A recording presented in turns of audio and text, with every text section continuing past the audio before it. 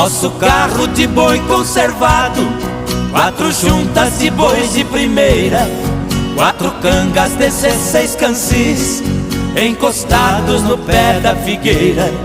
Todo sábado eu ia na vila fazer compra pra semana inteira. O papai ia gritando com os bois, eu na frente abrindo as porteiras.